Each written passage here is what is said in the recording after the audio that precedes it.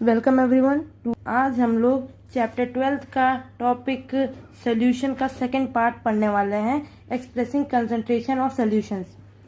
ये बेसिकली होता क्या है, ये हम इसलिए इस मेथड को अप्लाई करते हैं कि हम अपने सोल्यूशन में जो सोल्यूट और सॉल्वेंट की क्वांटिटी को मेज़र कर सकें।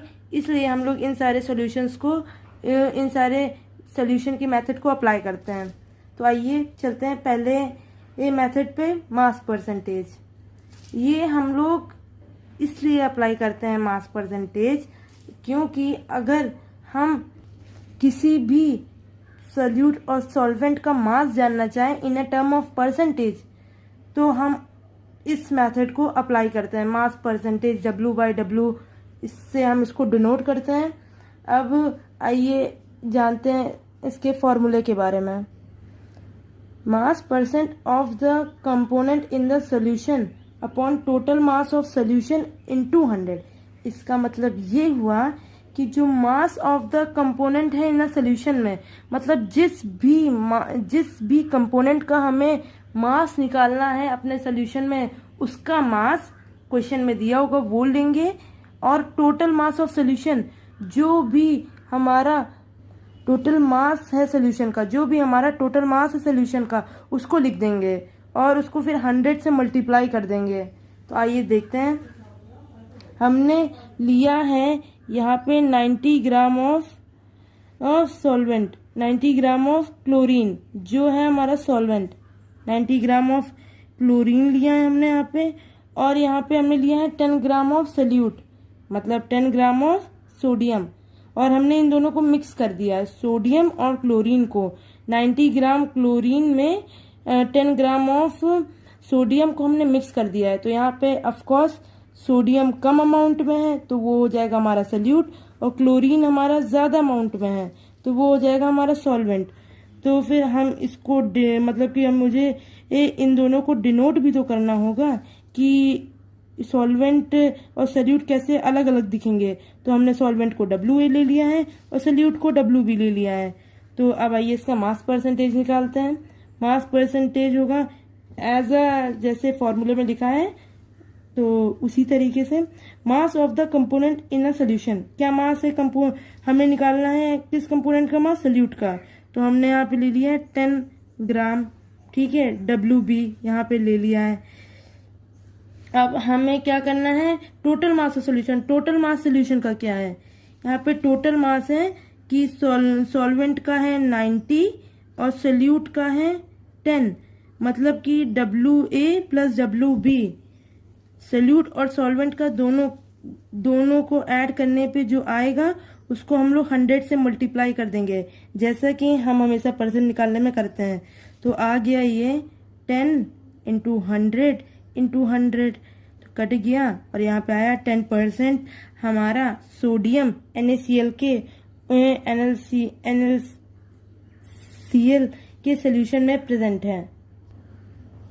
इसका बेसिकली मतलब ये होता है कि the mass percentage of a component in a given solution is the mass of the component पर 100 ग्राम ऑफ द सोल्यूशन। इसका ये मतलब है कि जो हमारा सोल्यूट और सॉल्वेंट या किसी भी कंपोनेंट ऑफ द सोल्यूशन की जो हमारा परसेंटेज आएगा वो हमारे 100 ग्राम ऑफ द सोल्यूशन में ही आएगा। इसका ये मतलब हुआ। तो अब आइए बढ़ते हैं अगले टर्म के बारे में। जो हमारा दूसरा मेथड है वो है हमारा वॉल्यूम परसेंटेज। वॉल्यूम परसेंटेज एकदम एग्जैक्ट सेम है मास परसेंटेज के। मास परसेंटेज में ये होता था कि हम उन कंपोनेंट का मास निकालते थे जो कि सॉलिड के फॉर्म में हो, जो कि ग्राम में हो, किलोग्राम में हो, इन सब में हो। लेकिन हम वॉल्यूम परसेंटेज में निकालेंगे उन सब्सटेंस का जो कि चीज़ें हमारी लिक्विड में हो, उन सारी चीज़ों का मास निकालेंगे, उन सारे कंपोनेंट्स का। तो ये as exact as mass percentage क्या है, तो इसमें हम लोग वॉल्यूम ऑफ कंपोनेंट निकालेंगे and volume of component into 100 upon total mass of solution. जहाँ पे हम लोग मास परसेंटेज में मास लिखते थे वॉल्यूम की जगह, वहाँ पे अब हम लोग लिख देंगे केवल उठा के वॉल्यूम, बस ये एज एग्जैक्ट एज उसकी तरह है। तो चलिए आइए इस पे क्वेश्चन करते हैं पहले हम लोग। तो ये रहा हमारा वॉल्यूम परसेंटेज के ऊपर का क्वेश्चन। तो आइए देखते हैं। What is the amount of water is required to make 10% ethanol in water using 10 ml of pure ethanol. इसका मतलब ये हुआ कि हम लोग कितने अमाउंट में पानी की रिक्वायरमेंट से 10% ऑफ इथेनॉल बना सकते हैं पानी सोल्यूशन में by using 10 ml of pure ethanol. 10 ml pure ethanol को इस्तेमाल करके, वो भी पानी के सोल्यूशन में, हम लोग कितने ml में 10% ऑफ इथेनॉल बना सकते हैं। ये हमारा क्वेश्चन। तो वॉल्यूम परसेंटेज क्या होता है? वॉल्यूम परसेंटेज हमें किसी भी कंपोनेंट का mass in a form of substance in a form of liquid या और ml में निकालने के लिए हम इस्तेमाल करते हैं वॉल्यूम परसेंटेज। तो आइए इस क्वेश्चन को हम लोग सॉल्व करते हैं। तो हमें पहले क्या क्या गिवन है? हमें गिवन है volume of pure ethanol is equal to 10 ml, ये हमें दिया हुआ है। अब और हमें क्या फाइंड आउट करना है? हमें टोटल अमाउंट ऑफ सोल्यूशन को फाइंड आउट करना है। व्हाट अमाउंट ऑफ वाटर, किस अमाउंट में पानी रिक्वायर्ड है to make 10% ethanol in water solution using 10 ml of ethanol. इसका मतलब ये हुआ कि हमें कितने अमाउंट में पानी की रिक्वायरमेंट है कि जो परसेंटेज आए इथेनॉल का वो 10% आए। उसके बाद पानी और इथेनॉल को मिलाने के बाद जो इथेनॉल का परसेंट है वो 10% आए। ये हमें निकालना है, इसकी निकालने की हमें रिक्वायरमेंट है। तो हमें वैसे ही वाटर को फाइंड आउट करना है, वाटर सोल्यूशन को, वाटर अमाउंट को फाइंड आउट करना है। और हमें एक चीज़ और दी गई है, वॉल्यूम परसेंटेज ऑफ इथेनॉल। तो हमें दिया गया है वॉल्यूम परसेंटेज ऑफ इथेनॉल जो कि है हमारा 10%। क्वेश्चन में दिया हुआ है 10%, 10 ml, ये सब हमें दिया हुआ है। तो अब आइए हम इस फॉर्मूले को पुट करके निकालते हैं हमारा टोटल अमाउंट ऑफ वाटर जो कि प्रेजेंट है हमारे सॉल्यूशन में। तो पहले हम यही फॉर्मूला यहाँ नोट डाउन कर लेते हैं, जो है हमारा volume percentage of component is equal to volume of the component और upon total volume of solution, total volume of solution into 100। तो अब देखिए जो जहाँ लिखा है उसकी वैल्यू हम लोग यहाँ पे पुट कर देते हैं। तो ये देखते हैं वॉल्यूम ऑफ कंपोनेंट, जो हमें पता है कि यहाँ पे कंपोनेंट क्या हुआ, हमें किस चीज़ का यहाँ पे वो निकालना होगा, किस चीज़ का परसेंटेज हमें दिया गया है। हमें वॉल्यूम परसेंटेज ऑफ इथेनॉल दिया गया है ना, तो उसकी जगह हम लोग ये लिख लेते हैं 10%। और वॉल्यूम कंपोनेंट ऑफ कंपोनेंट हमें क्या है यहाँ पे, जब हमने 10% ऑफ इथेनॉल लिया है तो हमारा कंपोनेंट भी तो है, हो जाएगा इथेनॉल, क्योंकि हमने इसी का तो आया होगा। जब हमने यहाँ पे कंपोनेंट लिया है वॉल्यूम में का, तो उसी का तो आएगा परसेंटेज, जो कि हमारे क्वेश्चन में भी दिया हुआ है। तो यहाँ पे हो जाएगा 10। और हमें इसकी अमाउंट ऑफ सोल्यूशन हमें पता नहीं है, हमें सिर्फ और सिर्फ दिया हुआ है इसका अमाउंट, किसका, एक इथेनॉल का। तो हम लोग 10 + x लिख लेते हैं यहाँ पे, क्योंकि अब हमें तो इसका इथेनॉल का तो ही पता है। और जब हम लोग का जो वाटर का सोल्यूशन है अगर उसमें प्लस कर देंगे तभी तो टोटल अमाउंट ऑफ सोल्यूशन आएगा, और इनटू 100 लिख देंगे। अब इसको सॉल्व करने के बाद जो आंसर आएगा हमारा वो हो जाएगा हमारा वॉल्यूम ऑफ वाटर, मतलब टोटल अमाउंट ऑफ वाटर।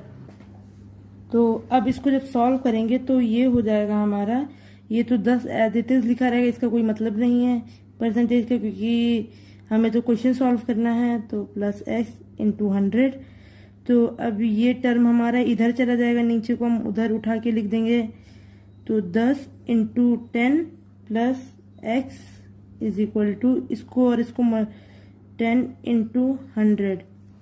अब आइए आगे देखते हैं। अब 10 को इससे मल्टीप्लाई करेंगे तो हो जाएगा हमारा 100, और जब 10 को x से मल्टीप्लाई करेंगे तो हो जाएगा 10x। और अब इसको 10 को 100 से मल्टीप्लाई कर देंगे तो हो जाएगा इतना। अब हम 100 को इधर ले जाएंगे तो 100,000 माइनस 100 इज इक्वल टू 900, और यहाँ पे 10s एज इट इज़ लिखा रहेगा। और फिर अब हम जो यहाँ पे लिखेंगे वो होगा x अपॉन 100, और यहाँ पे 10 एज कटा, यहाँ पे 90 आ गया। इसका मतलब x इज इक्वल टू 90, और x किसके लिए हमने डिनोट किया था x यहाँ पे। Let we assume the value of x be the amount of water. तो यहाँ पे जो x की वैल्यू है वो हमारे अमाउंट ऑफ वाटर को डिनोट करती है। तो हमारा अमाउंट ऑफ वाटर आ गया 100।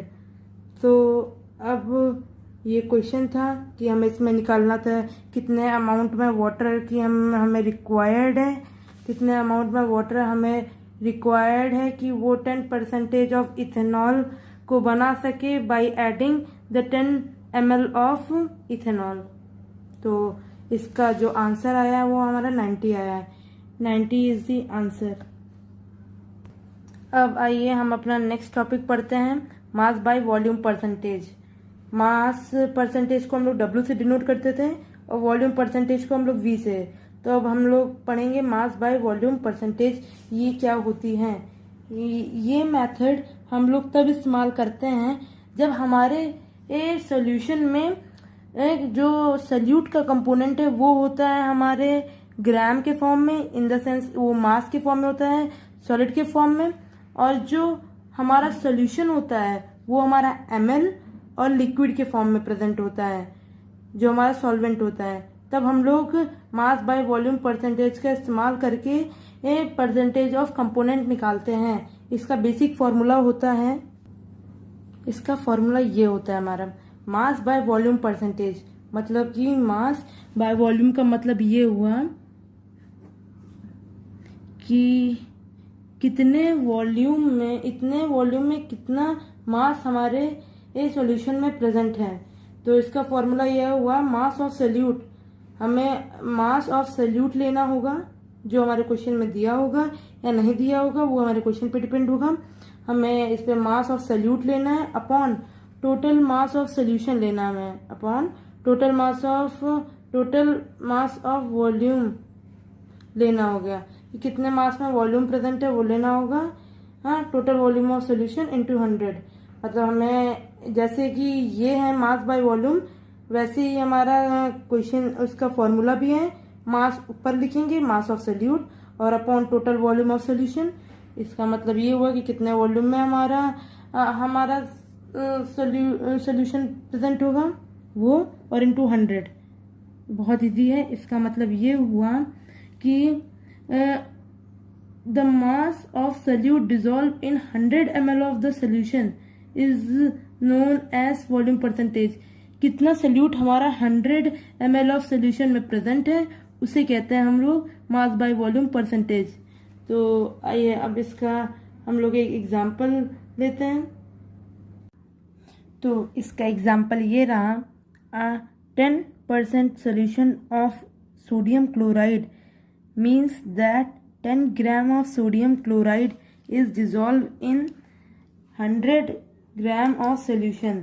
इसका मतलब ये हुआ कि 10% सोल्यूशन जो है सोडियम क्लोराइड, 10% सोल्यूशन मतलब कि 10 ग्राम ऑफ सोडियम क्लोराइड एक 100 मिलीलीटर के सोल्यूशन में डिजॉल्व है।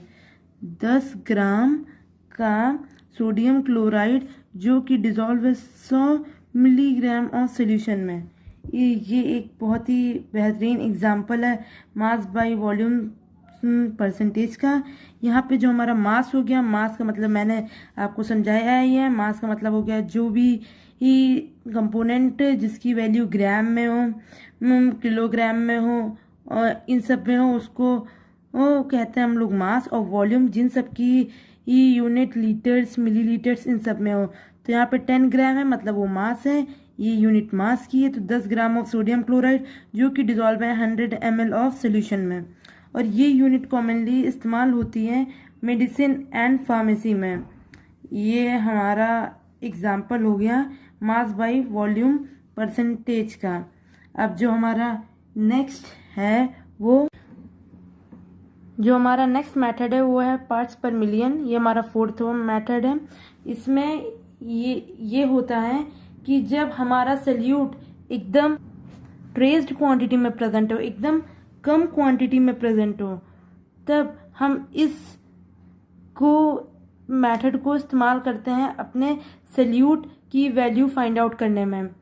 तो फिर इसका फॉर्मूला ये हुआ ppm का, पार्ट्स पर मिलियन का, number of parts of the component, कितने नंबर ऑफ पार्ट्स हैं कंपोनेंट के वो, और total number of parts of all the component of the solution, और पूरे सोल्यूशन के पार्ट्स, उसको डिवाइड करके फिर 10⁶ से मल्टीप्लाई करना है।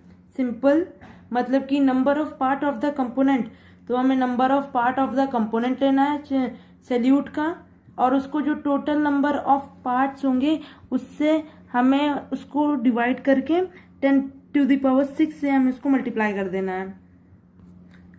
जो हमारा कंसंट्रेशन है पार्ट्स पर मिलियन का, ppm का, हम उसको एक्सप्रेस कर सकते हैं मास टू मास में, वॉल्यूम टू वॉल्यूम में एंड मास टू वॉल्यूम में। जैसे कि एग्जांपल लेते हैं हम लोग, जो कंसंट्रेशन है पॉल्यूटेंट इन वाटर और पॉल्यूशन इन एटमॉस्फेयर, उसको हम लोग निकाल सकते हैं। जैसे कि जो हमारे पॉल्यूशन हो गया इन्वायरमेंट में और पानी में, इनको भी हम निकाल सकते हैं by the help of ppm। और जैसे सेकेंड एग्जांपल हो जाएगा, जो गैस डिजॉल्व होती है पानी में, उसको हम ppm के हेल्प से भी निकाल सकते हैं। आइए एक एग्जांपल लेते हैं।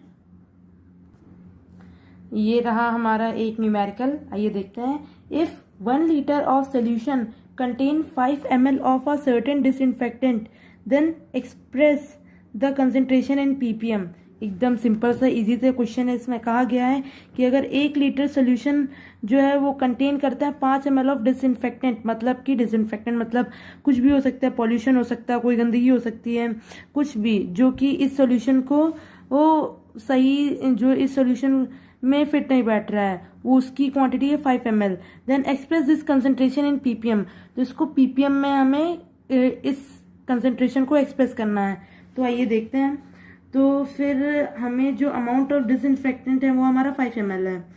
Amount of AMOUNT, amount of disinfectant है वो हमारा है 5 ml। और जो कि 5 ml है, तो अब हमें कोई भी चीज़ इसमें ml में नहीं निकाल सकते हैं, ये रूल। अब इसको हमें लीटर में चेंज करना होगा। तो हम लोग 1000 से डिवाइड करेंगे, क्योंकि अगर हम किसी भी छोटी चीज़ से कोई बड़ी चीज़ की वैल्यू निकालते हैं तो उसको हम हमेशा डिवाइड करते हैं। ये तो एकदम कॉमन सी बात है। तो इसको हम ऐसे भी लिख सकते हैं 5 × 10⁻³ माइनस का 3, क्योंकि ऊपर गया है, ऐसे लिख सकते हैं बिल्कुल। और उसके बाद फिर हमारा जो अमाउंट ऑफ सोल्यूशन है, अमाउंट ऑफ सोल्यूशन कितना है, total amount of solution 1 litre है हमारा टोटल अमाउंट ऑफ सोल्यूशन। तो यहाँ पे TOTAL अमाउंट ऑफ सोल्यूशन, तो वो हो गया हमारा 1 लीटर। और यहाँ पे भी ये लीटर में हम लोग ने निकाल दिया है। तो अब क्वेश्चन इजी हो गया है। तो अब हम लोग ppm का फॉर्मूला यहाँ पुट करते हैं। ppm का फॉर्मूला क्या था, ppm का formula is equal to amount of disinfectant amount of disinfectant, मैं इसकी टर्म में मैंने फॉर्मूला को इस्तेमाल किया है, मतलब कि उसका फॉर्मूला क्या था, उसका फॉर्मूला था कि number of parts of the component. तो यहाँ पे number of the parts of the component disinfectant है यहाँ पे कंपोनेंट, तो हमें यहाँ पे मैंने अमाउंट ऑफ डिसइंफेक्टेंट लिख दिया है 10। और अब amount of solution upon amount of solution into 10 to the power 6। तो आइए इसको सॉल्व करते हैं अब हम लोग। तो इसको जब सॉल्व किया 5 into 10 to the power -3 upon 1 into 10 to the power into 10 to the power 6। यहाँ पे ये इसकी वैल्यू ये निकाली थी, यहाँ पे पुट कर ली, इसकी वैल्यू तो क्वेश्चन में गिवन थी तो ये रख दिया। अब ये 10 to the power 6, तो इसको सॉल्व करेंगे हम लोग। 5 ये इसको किया तो ये घट गया 10 to the power 3, 6 बड़ा है, ppm। ये है आंसर हमारा, बहुत इजी था। तो अब जो हमारा नेक्स्ट टॉपिक है वो है मोल फ्रैक्शन, और उसको हम लोग x के भी टर्म में डिनोट करते हैं। जहाँ भी कहीं x लिखा होगा उसका मतलब समझ जाइए वहाँ पे बात हो रही है मोल फ्रैक्शन की। मोल फ्रैक्शन होता ये है कि ये रेशियो है, रेशियो ऑफ द नंबर है, मोल्स के बीच का रेशियो है। ये रेशियो है of one component to the total number of moles of the component present in the solution. आप फॉर्मूला देख सकते हैं, ये कंपोनेंट का एक कंपोनेंट का mole upon total mole of the all the component which are present in the solution. एक component का मोल और जितने भी कंपोनेंट एक सोल्यूशन में प्रेजेंट है उन सबका मोल को प्लस करके जो हमारा आंसर आएगा वो होगा मोल फ्रैक्शन। और ये जो मोल फ्रैक्शन है ये हम लोग सबका निकालते हैं। मोल फ्रैक्शन हम लोग सोल्यूट का भी निकालते हैं, मोल सोल्यूशन हम लोग सॉल्वेंट का भी निकालते हैं। तो आइए इसका भी हम लोग एक एग्जांपल लेके करते हैं। ये रहा हमारा एग्जांपल।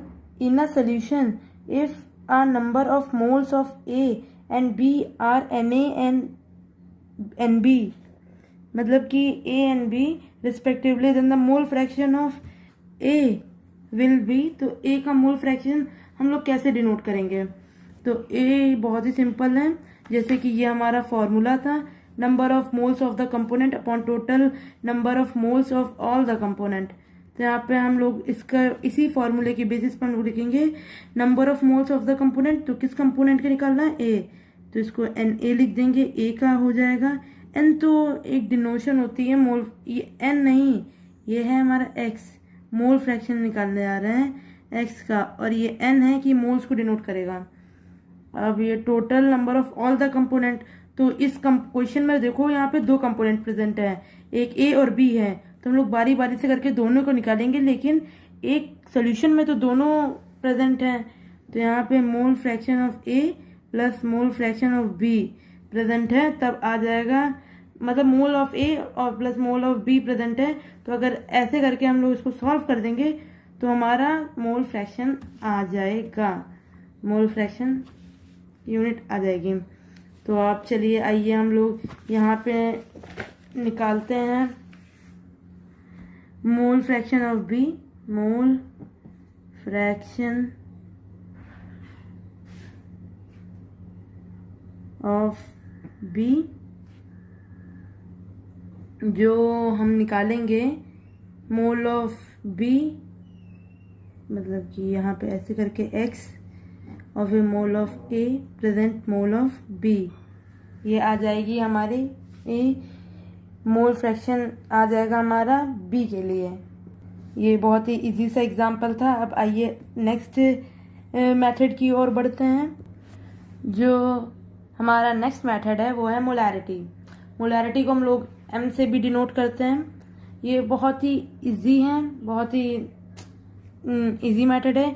मोलैरिटी जो होता है वो होता है कि हम जो नंबर ऑफ मोल्स होते हैं सोल्यूट के, वो डिजोल्व होते हैं 1 लीटर ऑफ सोल्यूशन के। तो जब हमें उस जो सोल्यूशन है, अगर वो 1 लीटर सोल्यूशन है और उसमें हमें जो सोल्यूट प्रेजेंट है उसकी वैल्यू फाइंड आउट करनी है, तो हमें मोलैरिटी को अप्लाई करना पड़ता है। तो हमें मोलैरिटी मेथड अप्लाई करना पड़ता है। और वो उसका एग्जांपल ये रहा, number of mole of solute upon volume of solution in litres. मतलब कि अगर कोई क्वेश्चन आएगा तो उसमें हम लोग सिंपली सोल्यूट का मोल्स निकालेंगे। मोल का फॉर्मूला तो सब लोग जानते ही हैं, moles is equal to given mass, जो मास हमें दिया होगा किसी कंपोनेंट का, और उसका मॉलिक्यूलर मास, और उसी कंपोनेंट का मॉलिक्यूलर मास निकाल लेंगे तो आ जाएगा हमारा मोल्स। तो हमें किसी भी कंपोनेंट का मोल निकालना होगा सोल्यूट का, और उसके बाद वो टोटल नंबर और जो वॉल्यूम में प्रेजेंट होगा उसका हमें सोल्यूशन का वॉल्यूम निकालना होगा इन टर्म ऑफ लीटर, तो हमारा मोलैरिटी आ जाएगा। बहुत ही ईजी था, बहुत ही बढ़िया। अब आगे बढ़ते हैं हम लोग मोलैलिटी के साइड। तो जो हमारी मोलैलिटी होती है वो बेसिकली क्या होता है, ये डिफाइन किया जाता है जो नंबर ऑफ मोल होता है सोल्यूट का, जो कि प्रेजेंट होता है हमारे किलोग्राम ऑफ सॉल्वेंट में। जब कोई भी हमारा सोल्यूट प्रेजेंट होगा किसी किलोग्राम के सोल्यूशन सॉल्वेंट में, तब हम लोग मोलैलिटी का फॉर्मूला यूज़ करेंगे हम अपनी वैल्यूज़ को निकालने के लिए। तो जब हमारा, आप समझ जाइए, जब हम लोग सॉल्वेंट को केजी में होगा हमारा सॉल्वेंट और मोल्स निकालना होगा हमें सोल्यूट का, तब हम लोग मोलैलिटी इस्तेमाल करेंगे। इसका फॉर्मूला ये हो गया, इसको हम लोग स्मॉल m से डिनोट करते हैं, mole of solute upon mass of solvent in KG. और जो इसकी यूनिट होती है वो होती है मोलैल। इसको हम लोग अगर हम लोग ने किसी चीज़ की मोलैलिटी निकाली तो उसके आगे हम लोग मोलैल लिखेंगे, ये इसकी यूनिट होती है। ये रहा क्वेश्चन है, the molality of urea solution in which the 0.0100 gram of urea is added to 0.3000 diametric cube of water at STP। हमें यहाँ मोलैलिटी निकालनी है यूरिया की, सिंपली ये है। और हमें यहाँ पे दिया गया है कि जो हमारा सोल्यूशन है वो 0.00 ग्राम ऑफ यूरिया इतना ऐड किया गया है 0.300 ग्राम ऑफ वाटर में, और उसका जो कंडीशन है वो है STP। इसकी जो कंडीशन दी गई वो है STP में। तो इसको हम लोग सॉल्व करेंगे तो मोलैलिटी का फॉर्मूला तो जैसे कि हम लोग जानते ही हैं, मोलैलिटी का फॉर्मूला होता है moles of solute, moles of solute यहाँ पे दिया ही गया है, upon mass of water, upon mass of water in KG. और यहाँ पे वाटर हमारा क्या है, सॉल्वेंट है, तभी हमने इसको लिया है in the form of solvent में। तो हमारा मोल्स ऑफ यूरिया अब हमें निकालना पड़ेगा, मोल ऑफ यूरिया। तो निकालने के लिए अब ये करते हैं, तो पहले हम मोल ऑफ यूरिया निकालेंगे। तो हमारा गिवन जो मास है वो है 0.0100, ये हमारा गिवन मास है, ठीक है। तो अब हम लोग इसका मॉलिक्यूलर मास निकालेंगे NH2 और फिर होल ट्वाइस फिर CO2 का। तो N है, इसका हो जाएगा 14 प्लस 2, और ये पूरा मल्टीप्लाई हो जाएगा 2 से। फिर यहाँ पे हम लोग प्लस करेंगे इसमें 12 और फिर 16। इसको जब करेंगे तो यहाँ पे आएगा हमारा 0.000, ये हो जाएगा। उसके बाद फिर 16 इंटू 2 प्लस 12 प्लस 16, तो ये जो हमारा टोटल आ रहा है वो हो जाएगा 12, 16, फिर 0.0100। तो जब हमने पूरा मल्टीप्लाई कर लिया तो आया इतना। अब उसके बाद फिर हम लोग mass of water at STP लेते हैं, mass of water H2O at STP पे। तो जो STP पे हमने मास लिया है, मास ऑफ वाटर, वो हो जाएगा मास हम लोग जैसे है सब वैसे ही पुट कर देंगे 1 kg upon decimetre cube into 0.3 decimetre cube is equal to 0.3 kg। तो हमने मास ऑफ वाटर को निकाला है इन टर्म्स ऑफ kg, तो वो हमारा 0.3 kg निकला है। अब हम लोग मोलैलिटी निकाल लेते हैं। तो मोलैलिटी इज इक्वल टू हो जाएगा हमारा 0.010 upon 0.010 upon 60 into 60 into 03 is equal to 5.55 into 10 to the power -4 molal हो जाएगा। तो ये आया हमारा आंसर। बहुत ही इजी था ये सब कुछ। बस आज के लिए बस इतना ही। और अब हम लोग नेक्स्ट टॉपिक में मिलते हैं हमारे सॉल्युबिलिटी। अब हम नेक्स्ट टॉपिक हमारा सॉल्युबिलिटी रहेगा। तब तक के लिए thank you and guys please अगर आपको ये वीडियो अच्छा लगता है तो इस पर हिट लाइक करिए, कमेंट डाउन अगर आपको कोई क्वेश्चन होता है, and please subscribe proper education for next time.